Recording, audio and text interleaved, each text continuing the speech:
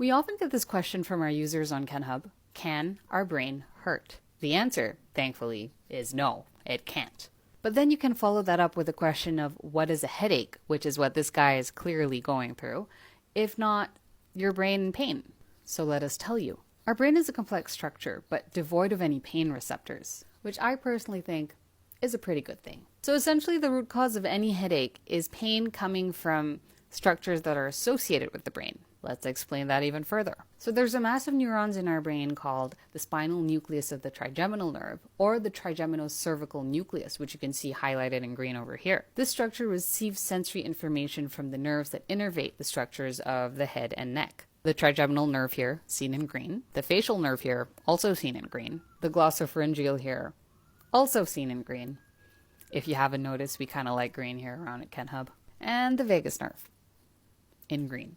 So, for example, if you have sinusitis in your frontal sinus, which is innervated by the branches of the trigeminal nerve, irritation of the nerve fibers is transmitted to the spinal nucleus, causing the sensation of pain to your forehead and eye region. So in a similar fashion, irritation of the nerves that innervate the blood vessels of the brain, or your meninges, or your upper teeth, etc., can eventually lead to a headache. Hope this answered your question.